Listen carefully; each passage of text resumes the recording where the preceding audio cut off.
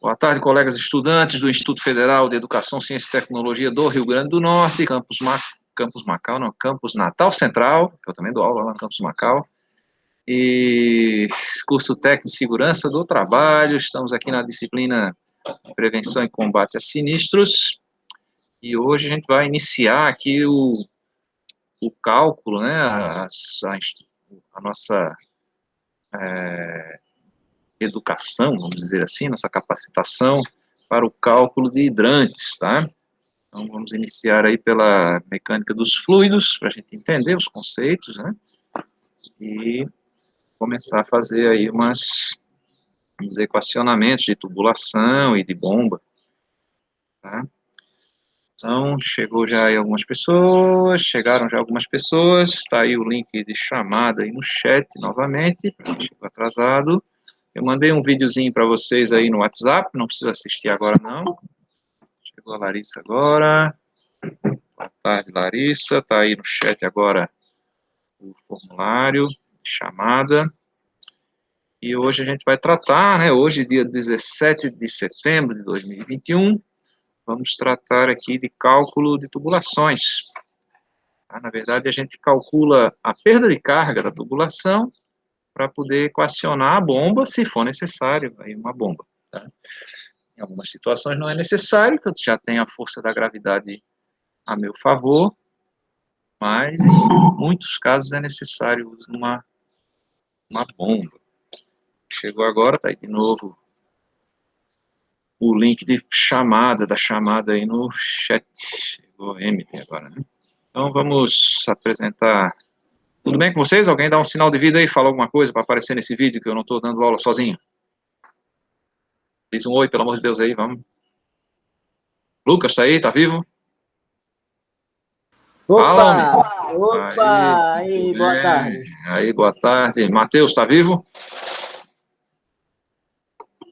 Fala alguma coisa. Matheus tá meio sem áudio aí. Michele, tá ouvindo? Fala, mulher. Abre o áudio aí para falar alguma coisa. Tá falando, o Matheus tá falando ali, ele tá com vergonha? Fala aí que eu quero saber o tom da voz de vocês, pelo menos. Larissa, tá ouvindo? Ô, povo envergonhado, tá falando aqui pelo chat. Mas tudo bem, vamos lá.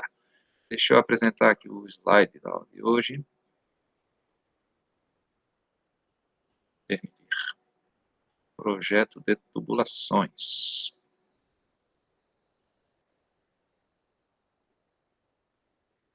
Aí, muito bem.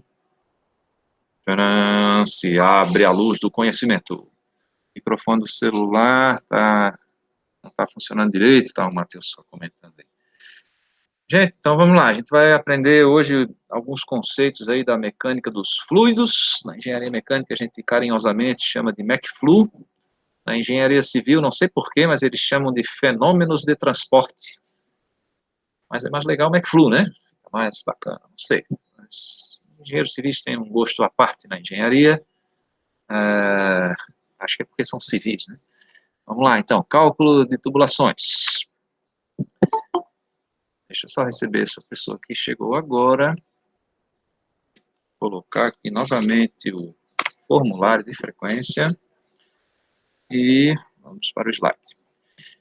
Gente, o objetivo aqui dessa aula, né, de cálculo, é a gente conseguir ter esse equipamento aí no local correto para cobrir uma determinada área da minha edificação, tá? Esse equipamento se chama hidrante e ele vem com um conjunto de acessórios, tá? Hidrante é aquela tomada de água ali. Tá? O Matuto chama de registro, mas não é registro, é registro, tecnicamente uma válvula, né? Essa daí é uma válvula de globo.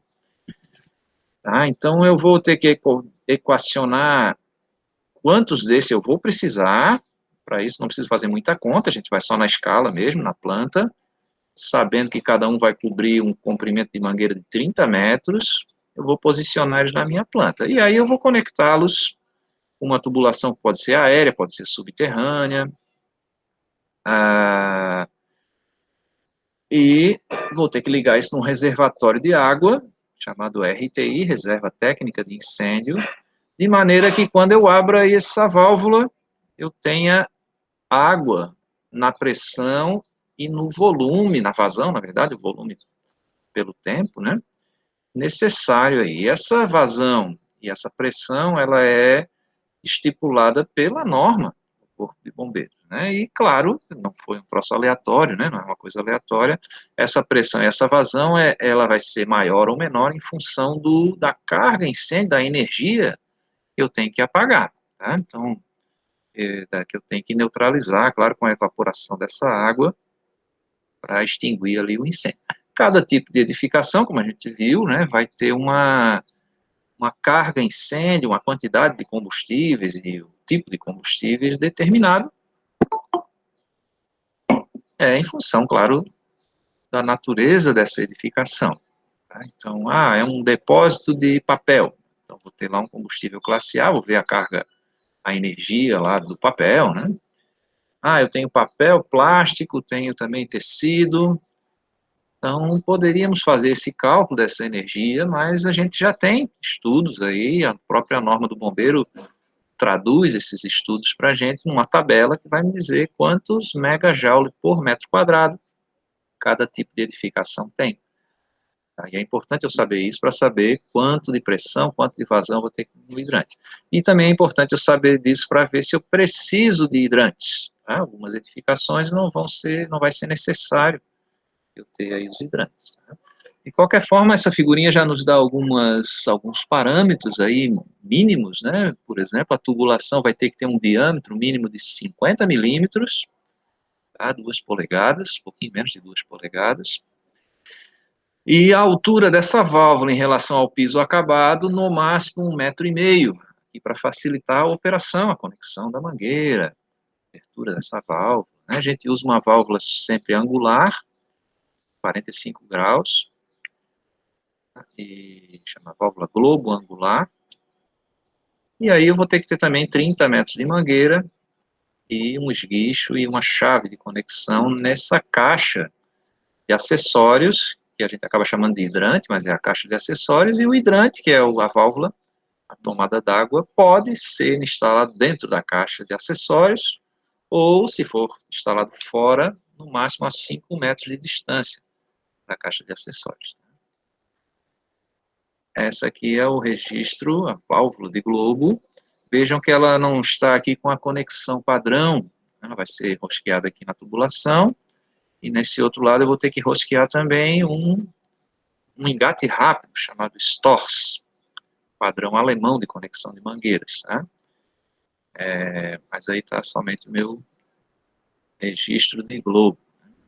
Então vamos começar aqui com alguns conceitos, primeiro estudando o escoamento. Então nesse caso a gente vai estar com fluido, né? Poderia ser líquido ou gás ou vapor, ou também um escoamento de particulado sólido que tem um comportamento de fluido, né? Por exemplo, areia. Estava conversando aqui com o meu irmão e ele visitou lá uma fábrica que projeta bombas para bombear massa de pão, para bombear chocolate, bombas de areia, por exemplo, para eu bombear água com areia, para extrair areia de alguma jazida, né? Então existem aí várias bombas para óleo.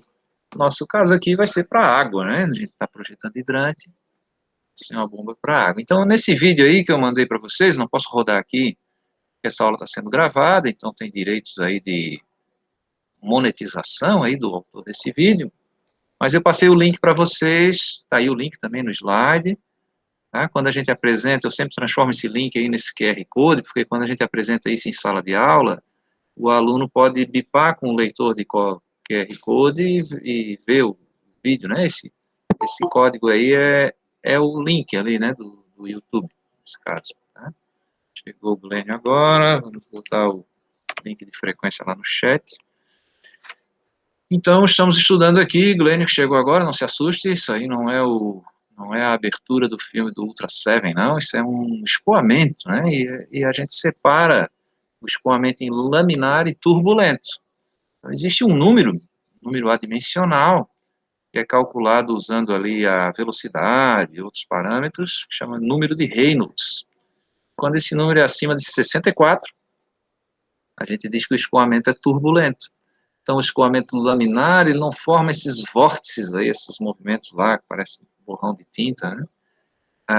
Ele tem as linhas de fluxo bem paralelas, elas não se confundem, abaixo de 64 Reynolds. Né?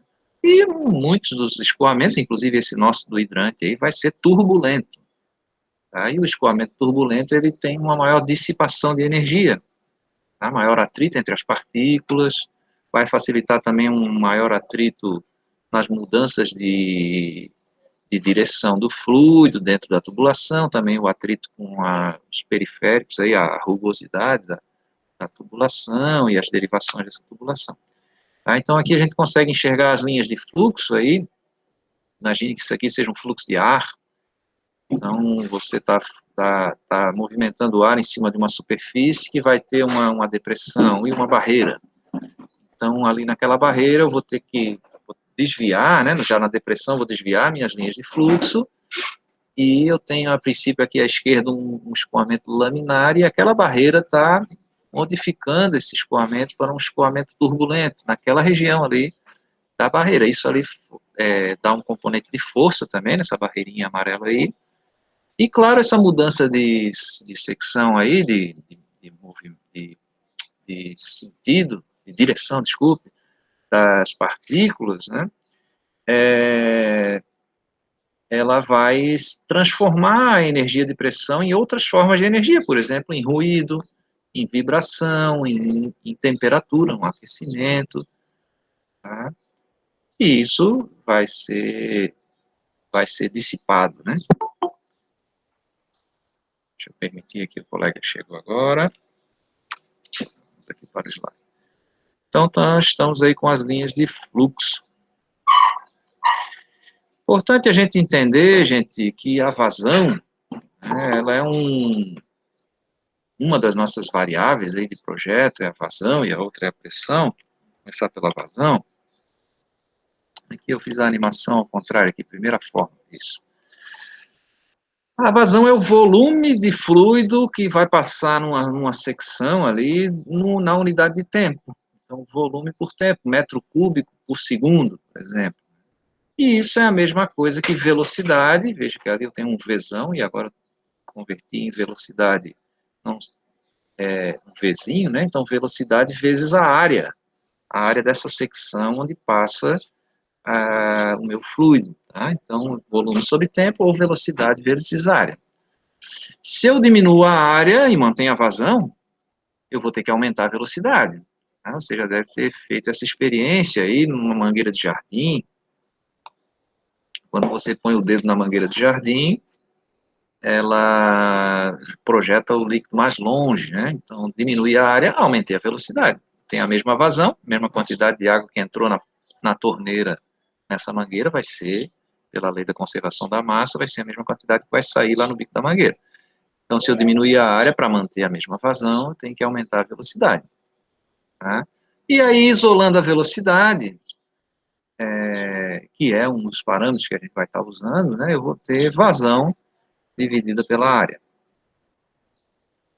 Então, tem aí uma formulazinha bem simples para eu determinar qual é a velocidade que o meu fluido tem dentro do tubo. Imagine que esse tubo vai aumentar ou diminuir o diâmetro, então eu sei ali, naquele segmento, qual é a velocidade, no outro segmento, qual é a velocidade. Basta eu saber a vazão.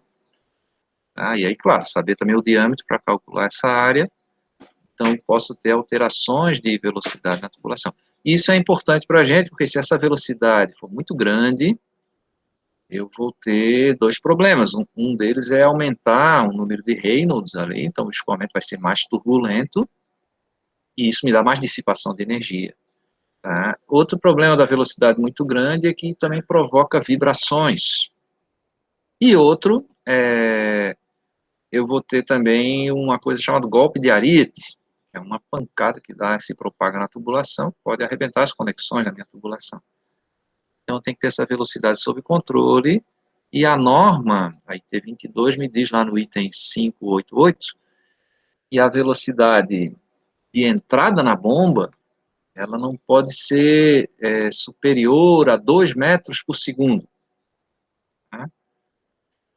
Se a pressão for negativa, quer dizer, se a sucção for negativa, quer dizer, se eu estiver puxando de baixo para cima. Se a sucção for positiva, eu estiver puxando de cima para baixo, por exemplo, um reservatório elevado, aí a velocidade pode ser um pouquinho maior, porque eu também vou ter mais pressão.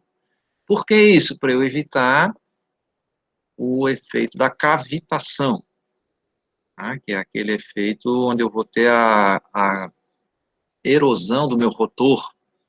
Né? Já falei disso, vou falar novamente aqui no próximo slide.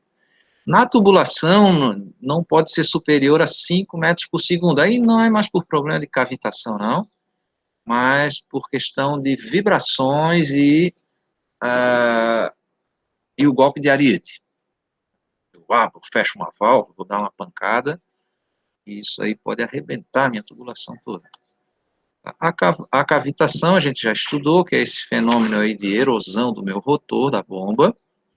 Por isso que a velocidade de entrada não pode ser 3, maior do que 2 ou maior do que 3, dependendo ali se a sucção é positiva ou negativa. Vou colocar aqui o link de chamada aqui no chat, a pessoa que chegou agora. E como é que é essa erosão, né? Quando a velocidade é muito alta e a pressão ali de entrada também vai ser baixa, e ela precisa ser baixa para ter sucção, mas se essa velocidade for muito grande, eu acabo vaporizando a água.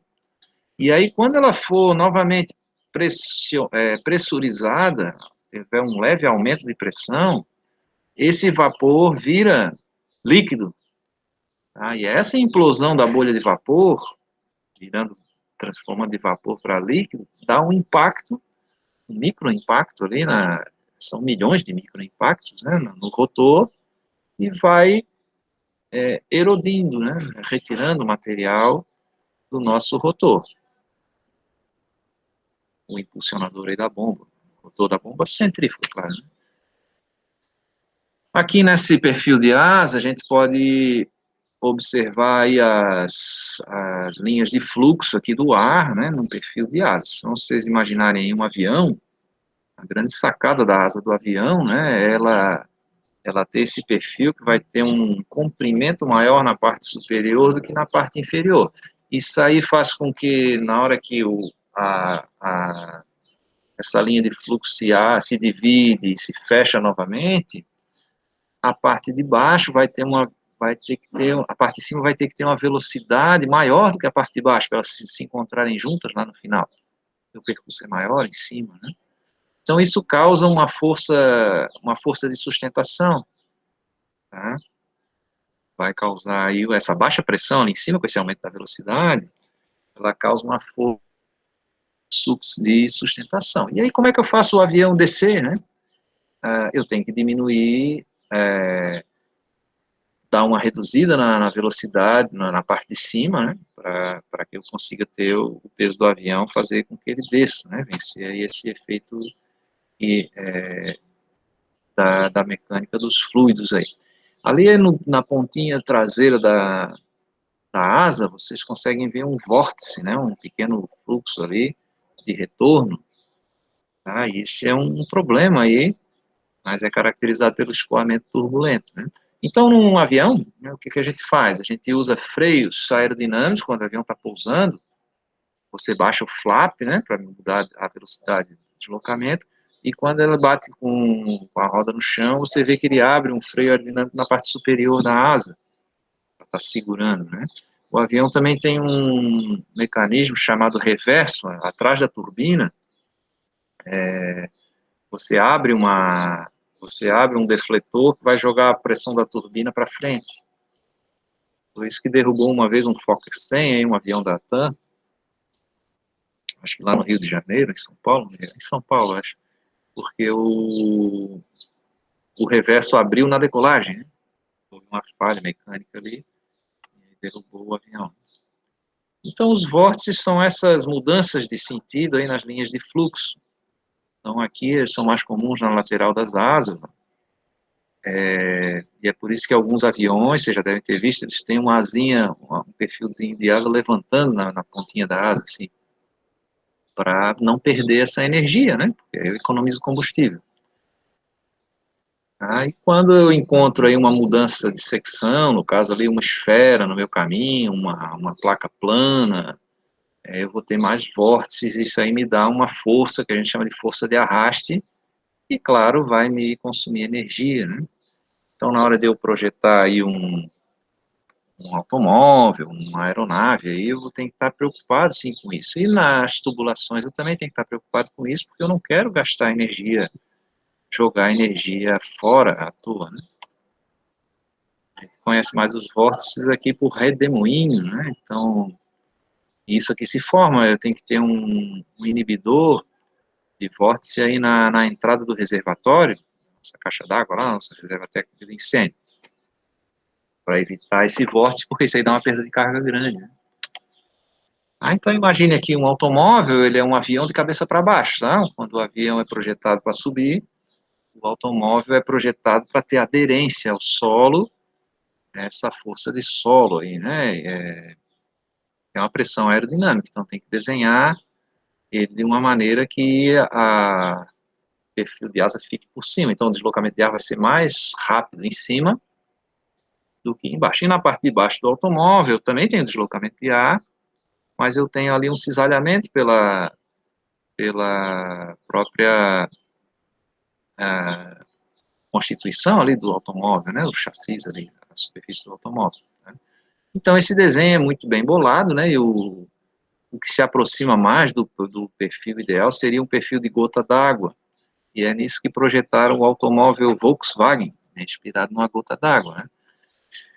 Mas ele tem problemas também de potência, né, e não é tão necessário assim um perfil aerodinâmico, ele não atinge grandes velocidades, mas ajuda no consumo de combustível. O Volkswagen Kombi, que foi muito usado no Brasil, acho que foi o veículo que ficou mais tempo em produção em série aqui no Brasil, é a plataforma do Fusca, Volkswagen, não sei se vocês sabem, mas Volks é povo, né? E Wagen é carro, então já era o carro popular aí dos alemães. A Kombi com a mesma plataforma, ela consome mais combustível, né? Então ela tem o mesmo comprimento de para-choque a para-choque do Fusca, mas ela tem a cara chata, né? Então ela tem uma força de arraste maior. Mas o objetivo da Kombi não é você se deslocar com grande velocidade, sim transportar carga, né? Em áreas urbanas, então você não precisa da velocidade, precisa de capacidade de carga. Então, claro, tem que pensar nisso na hora do meu projeto. Não sei se vocês já viram aí nas aeronaves, quem é aqui de Natal, não sei se todos estão em Natal, mas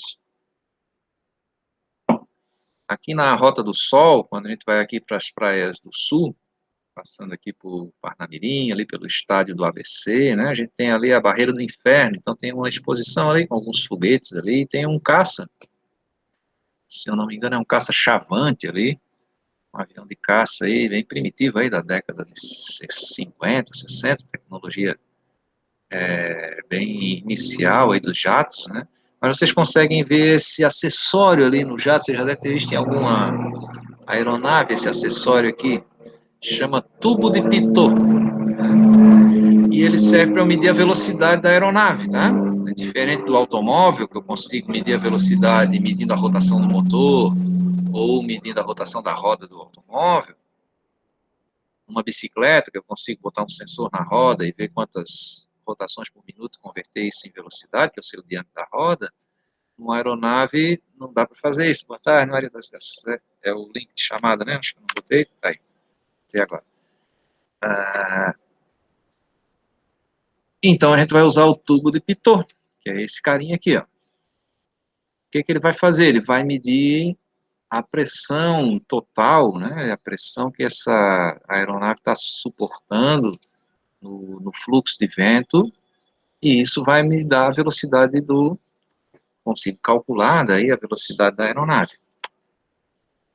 Então, o tubo de Pitot funciona assim, ó, você tem ali uma pressão total, que é na frente do tubinho, ali ele é aberto, ele tem ali um anteparo também, para não dar impacto, e ele tem tomadas laterais, uns furinhos laterais, para pressão estática. A gente já vai ver a diferença de pressão estática e dinâmica. E ele mensurando a diferença da pressão estática com a dinâmica, você consegue saber a a estática com a total, desculpa, você consegue saber a diferença entre a estática e a total é a pressão dinâmica. E com essa pressão dinâmica eu calculo a velocidade. Tá? Não precisa o piloto do avião ficar com a calculadora calculando nada, não. Eu posso converter isso num instrumento mecânico ou eletrônico. Esse aqui é um instrumento mecânico, ó. Você tem ali um diafragma de borracha, né, que ele vai captar a pressão total e também a pressão estática.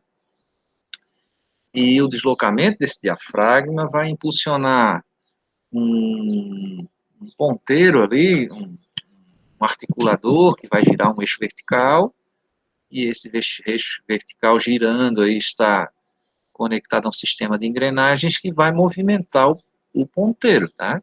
Então, o resultado ali desse transdutor aí, o resultado lá na leitura do piloto, não é pressão, ele vai ver já essa relação, essas engrenagens, esses deslocamentos aí já são calculados para eu já converter esse deslocamento em velocidade, né? Então, maior ou menor velocidade, vou ter maior ou menor pressão estática e pressão total, que vai me dar o resultado de uma pressão dinâmica, e o deslocamento desse diafragma. Então, um mecanismozinho de relógio mesmo, de precisão, que eu consigo, precisão mecânica, vou ter lá um ponteiro. E, claro, modernamente aí a gente usa a eletrônica, tem ali um chip que vai fazer o cálculo para a gente e põe um mostrador digital. Posso ter até um ponteiro digital. Os ponteiros são, vocês devem ter estudado isso em ergonomia, né? Para leituras instantâneas é melhor o ponteiro do que o dígito, né? Do que os números. Então, alguns instrumentos a gente ainda mantém o ponteiro, mesmo que não seja mecânico, mas um ponteiro digital é melhor, tá? Para visualização. E aqui, se a gente imaginar esse tubo aqui com escoamento de ar, e a gente fixar no perímetro do tubo esses pequenos tubetes aí com água, você vai ver que a pressão estática, deixa eu passar o mouse aqui em cima, aqui. Ó, a pressão estática vai atuar aqui e vai deslocar essa água, né? Essa altura de coluna d'água aqui, eu consigo converter em pressão estática. E se eu pegar esse tubo não no perímetro, mas aqui no centro do deslocamento, esse é o tubo de Pitot, eu vou ter a pressão total. E se eu pegar um no perímetro e outro no centro e conectar um no outro, vai me dar a diferença entre a pressão estática e a pressão total. Essa diferença é a pressão dinâmica. Tá? Então, pressão total é igual a pressão estática mais a pressão dinâmica. Então, como eu consigo medir a estática e a total, eu calculo a dinâmica. E com essa dinâmica eu consigo saber qual é a velocidade desse fluido aí. A gente vai trabalhar, gente, com pressão dinâmica, né, porque nos interessam duas coisas aqui. O meu hidrante tem que estar em funcionamento, né. Não posso medir só a pressão estática, porque quando eu abro o hidrante e eu tenho o fluxo do líquido dentro do hidrante, eu vou ter também perda de carga, tá, e isso aí vai me diminuir a pressão. Então, o que o bombeiro quer saber é a pressão dinâmica. Ele vai mensurar lá. E o aparelho que ele vai usar para pressão dinâmica é esse aqui, ó. Tá? Ele tem ali um tubo de Pitot, e ele vai medir no manômetro a pressão dinâmica. Mas agora, imagine, eu tenho que abrir o hidrante no meio do prédio. Esse aí é um hidrante daquele de calçada, né? O hidrante público. Imagina que eu tenha que abrir o hidrante no corredor de escritório do prédio para medir essa vazão. É inconveniente, né? Então, tem um outro instrumento, que é esse aqui. Não, esse aqui é de pressão estática, um manômetro normal, né? Esse instrumento aqui, eu vou conectar no hidrante, vou conectar uma mangueira nesse instrumento, tá? E aí eu boto a mangueira lá para fora do prédio e vou mensurar, nesse manômetro aí, eu vou mensurar a pressão dinâmica, tá? Mas eu acabei de mostrar um manômetro ali e falei pressão estática. Mas veja, aí dentro dessa conexão eu tenho um tubo de Pitot e tenho a coleta da pressão estática e da pressão total, então vou medir a pressão dinâmica. E é essa pressão que a norma do bombeiro me estabelece, tá? Então a gente guarda ele dentro de uma maletinha, muito bem caprichado aí, um instrumento de precisão, né? Sem dar pancada, ele tem um tampão ali para evitar que entre sujeira nesse sistema. Guardo na maletinha, não posso deixar cair, né? Essa maleta. E é um instrumento de trabalho. Então, como é que eu vou proceder? Deixa eu pegar uma aguinha aqui. Com os meus cálculos, né? A gente tem uma sequência de trabalho aqui, né? Primeiro, você vai consultar a IT01 para determinar a classe da sua ocupação. Tá? E nessa classe de ocupação, por exemplo, é um edifício residencial, é uma edificação, um templo, né, uma edificação religiosa. Ainda na IT01, eu vou ver se é necessário, nesse tipo de edificação, da minha edificação, o hidrante, o sistema preventivo por hidrantes. Tá? Se for necessário, aí eu vou lá para a IT22, que é a norma dos hidrantes, e vou dimensionar a reserva técnica de incêndio e também o tipo de hidrante. Se é um hidrante tipo 1, 2, 3, 4 ou 5. 5 tipos de hidrantes, é claro, vocês imaginam aí que quanto maior o risco, mais parrudinho tem que ser o hidrante, né? Então, o tipo 1 e 2 é para um risco mais levezinho aí, e o tipo 5 é aquele hidrante que tem lá os poderes, né? No videogame aí, aquele hidrante que tem os poderes lá, que você tem que apertar o X e o quadrado e puxar o controle para cima, né? Então, para tu ter ali, transformar o Pokémon aí, para você ter mais poder, né? Tá certo? Nós vamos calcular aqui o hidrante tipo 2, tá? A gente vai equacionar quantos hidrantes eu preciso, vou desenhar na planta a posição desses hidrantes pela escala, aquela coisa do comprimento da mangueira de 30 metros, e vou desenhar o isométrico. O isométrico é um desenho tridimensional da minha tubulação, porque daí eu vou conseguir enxergar quais conexões eu tenho ali. Nesse isométrico eu vou conseguir ver quantas curvas de 90 graus, quantas curvas de 45 graus, quantas válvulas de gaveta, quantas válvulas de globo eu tenho, quantos metros de tubulação eu tenho. Coisa que na planta nem sempre eu consigo enxergar. Tá? Então o bombeiro nos exige também esse isométrico, que é a base para o cálculo. Né? E para eles, que vão fiscalizar a gente também, é a base para ver se a coisa foi construída de acordo com o projeto. E depois de calcular isso tudo, eu vou quantificar numa planilha quantas curvas de 90 graus, quantas curvas de 45 graus, quantas válvulas de gaveta de cada bitola, né? Uma planilha. E aí eu consigo quantos metros de tubulação reta eu tenho, e aí eu consigo calcular a perda de carga, tá? Que nada mais é do que uma perda de energia. Então tá aqui a IT01, você vai lá ver se a sua edificação é grupo A, por exemplo, edifício residencial, ó, grupo A3, habitação coletiva, né? Grupo A1, habitação unifamiliar, casas térreas, assobradas, isoladas e não isoladas de condomínios horizontais. A minha casa aqui é uma A1, condomínio horizontal. Tá? E aí lá na IT22 você vai ver, por exemplo, essa é a tabela da RTI, não dá para vocês lerem aí, mas aí você vai determinar, desculpa, a RTI não, você vai determinar o tipo de hidrante e a reserva técnica de incêndio. Então ali, por exemplo, até 2.000, essa primeira linha aqui, até 2.500 metros quadrados. Se for para a categoria A, ó, A2, A3, C, vai ver direito aqui, vai ser o hidrante tipo 1, que é o mangotinho, com a RTI de 5.000 litros, 5 metros cúbicos. E o que é o hidrante tipo 1, hidrante tipo 2, hidrante tipo 3? O hidrante tipo 1, já falei, é o mangotinho, né? Então ele vai precisar de um esguicho regulável aí de 25 milímetros e um diâmetro nominal da mangueira de 25 milímetros, também 1 polegada, e 30 metros de mangueira, aquela coisa do carretel, né? E ele vai ter uma saída simples, quer dizer, somente uma torneira, uma mangueira só. Aí ele me dá os parâmetros de projeto ali, ó. Vazão mínima 100 litros por minuto, pressão mínima 80 metros de coluna d'água. Esses números, gente, já eram para vir no sistema internacional de unidades, né? Mas a gente ainda está usando pressão em metro de coluna d'água e a vazão em litro por minuto, acho que por conta da tradição, tal, mas assim, eu deveria estar medindo essa vazão em metro cúbico por segundo. tá? E a pressão ali em Pascal, Newton por metro quadrado. De qualquer forma, a gente converte isso lá na fórmula, né, para unidades internacionais. Uma gotinha é esse aqui, o carretel da mangueira semirrígida, né, que é o hidrante mais simples.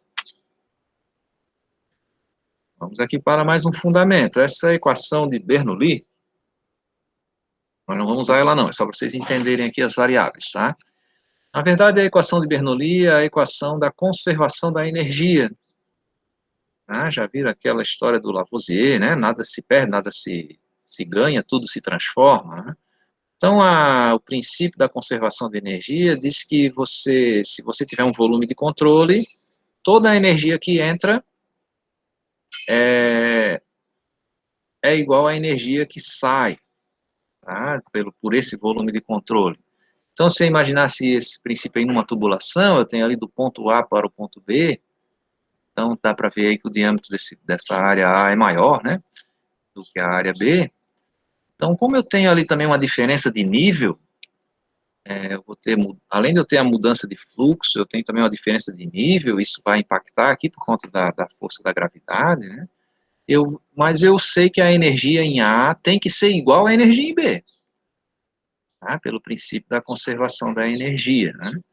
Na prática não vai ser, porque esse volume de controle aí, que seria aí as paredes desse tubo, ele deixa passar alguma energia. Então, a energia que entra em A não sai toda em B, ela sai um pouco em forma de outras energias, por exemplo, em vibração, ruído, aumento de temperatura da superfície. Tá? Mas essa daí seria a lei ideal, né? Então, a pressão 1, que é a pressão de entrada no ponto A, mais a pressão estática ali, ó, de densidade da água, vezes a força da gravidade, vezes a altura 1, mais a pressão dinâmica ali, que a densidade vezes a velocidade ao quadrado dividido por 2, ali no ponto A, ali, né? Vai ser igual a pressão 2 lá, naquele ponto 2 lá, naquela areazinha 2, mais a pressão estática lá, a pressão que leva em consideração aí a força da gravidade, densidade vezes gravidade vezes altura, mais a pressão dinâmica. Então, se o mundo fosse ideal assim, eu conseguiria calcular, mas está faltando um outro componente aí, que é a energia dissipada. Então, teria que ter mais uma pressão aí negativa aí, nesse lado 2 aí da equação, com essa energia perdida. E essa energia a gente chama de perda de carga, tá? Ou dissipação, perda de energia. Então, a gente usa essa equação de Bernoulli mais para entender o conceito, né? Mas para o nosso cálculo, a norma do bombeiro permite que a gente use outras duas equações, que são equações empíricas, mas elas me dão a precisão para essa perda de carga. Então, o que é essa perda de carga, essa energia dissipada? Se eu fizesse esse experimento aí, ó, fizesse a água passar por uma válvula de gaveta e botasse um manômetro antes e depois, eu ia ver que essa P2, essa pressão 2, é menor do que a P1. Então, como é que essa pressão sumiu? Ela foi engolida por um buraco negro? Ela foi absorvida? Foi um X-Men que botou a mão ali e chupou essa energia dali? Não, ela foi convertida em outra forma de energia, num microaquecimento, numa vibração, um ruído, nessas mudanças das linhas de fluxo aí provocada por essa derivação, nesse caso aí é uma válvula. Tá? Então, cada derivação, e eu tenho como calcular isso, porque eu tenho como fazer esse ensaio em laboratório. Então, eu sei quanto de energia cada derivação me dá. Tá? Então, eu vou ter uma tabela, o fabricante me dá uma tabela disso. Tá? E eu também tenho perda, além da derivação, eu também tenho perda pelo atrito do meu fluido contra a parede do tubo. Tá? Tem um atrito ali, não é um tubo ideal, sem atrito, né? Não é aqueles probleminhas de física que a gente fazia, o fio inextensível, né? O bloquinho se deslocando sem atrito sobre uma superfície ideal. Então, no nosso caso aqui, o mundo é real, né? Não é ideal. Então, vamos ver esse exemplo aqui, ó. Se eu tiver uma tubulação que está puxando água de um poço ali, ó, vem dali daquela válvula de pé, e vai subir até aquela parte superior aqui. Então, deixa eu passar o mouse aqui. O que é que eu tenho aqui? Ó? Eu tenho uma perda de carga nessa válvula de pé, que é a válvula que evite que o líquido volte. Tá? Isso é importante para não dar ar na bomba, desliga a bomba. Né? Tem aqui um joelho, uma curva de 90 graus, cotovelo. A gente tem que diferenciar o cotovelo da curva, tá? A curva tem um raio mais alongado e ela dá menos perda de carga. Aqui uma válvula de gaveta, outro cotovelo, e aqui uma válvula de retenção. Então eu tenho que somar as perdas de carga. E eu tenho o comprimento dessa tubulação reta também, ó. Aqui tem um pedacinho reto, aqui tem um pedacinho reto, aqui tem mais outro, aqui tem mais outro. Então, como é que seria o cálculo dessa perda de carga aí? Ó, a gente tem 10,5 metros de comprimento reto, mais uma válvula de retenção, que me dá uma perda de carga que seria equivalente a um tubo reto de 9,7 metros, de comprimento equivalente, né? Mais uma válvula de gaveta que me dá uma perda de carga equivalente à perda de carga que um tubo de 0,5 metros me provocaria, mais uma válvula de pé, a válvula de pé como dá perda de carga grande, ó, é o equivalente a 20 metros de tubo reto. Tá vendo? É mais do que o tubo reto que existe na tubulação aí de verdade, né? Por quê? Porque eu tenho muita mudança de fluxo ali nessa válvula, tem muita dissipação de energia. E cada cotovelo mais 1,5 metros. Seria o equivalente a eu substituir esse cotovelo por 1,5 metros de tubo reto, né? Então, esse comprimento total aí, somando o trecho reto com os comprimentos equivalentes aí de cada conexão, a gente chama de comprimento equivalente. Então, é como se eu passasse essa água por 43,9 metros de cano de tubulação, tá? E eu tenho que vencer esse cano e chegar lá na outra extremidade com a vazão que o meu hidrante necessita, né? Então, jogando isso aí numa tabela, quantitativos aí, dá o 43,9, né? 5 metros de tubo reto, trecho reto ali, aqui tá 10,5, né? Não sei por que ficou, tá errado ali, não é? É 10,5, botou 5, né? Tá errado na tabela aqui. Em cima é 10,5. Aqui, ó, 10,5. Aí, somando tudo isso, vou ter lá os 43. Que são duas conexões aqui de joelho, de cotovelo.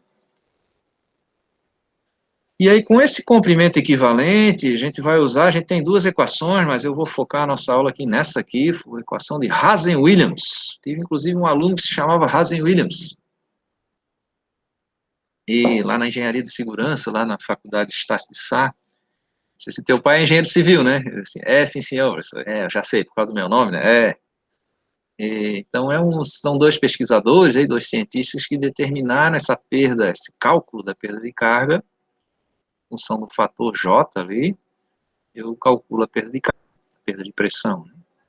E esse fator J, ele é uma equação, está ali embaixo, ó, 605 vezes a vazão elevada a 1,85, não se apavore, você agora já está quase na hora do intervalo, vezes o coeficiente C ali, que é o coeficiente de atrito do tubo, né, da rugosidade do tubo, elevado a menos 1,85, vezes o diâmetro elevado a menos 4,87, vezes 10 elevado a 4. Então, imagine a chatice de fazer isso numa prova, né, se você tivesse que usar uma calculadora, fatalmente você erra. Eu errei muitas vezes essa desgraça aí. Ainda bem que já inventaram a planilha Excel, que a gente programa essa equação, e aí você só joga as variáveis, né, a vazão, que é o Q, a rugosidade do tubo, que é o C, o diâmetro do tubo, que é o D, e tcharam, aparece ali o fator J, que eu vou multiplicar, que é o fator de Hazen-Williams, né? Vou multiplicar pelo comprimento equivalente, LT, e tenho lá a perda de carga, quanto de pressão eu preciso, né? Então, eu vou somar isso tudo ao longo do meu deslocamento da água, desde lá do reservatório até o hidrante menos favorável, e vou calcular essa perda total. Essa perda total é a potência da bomba. Ok, gente? Vamos fazer um intervalo então. Alguém tem alguma dúvida? Foi meio densa essa primeira parte, né? Deixa eu parar a ação. Vamos para um intervalo de 15 minutos. Estão vivos aí? Não, né?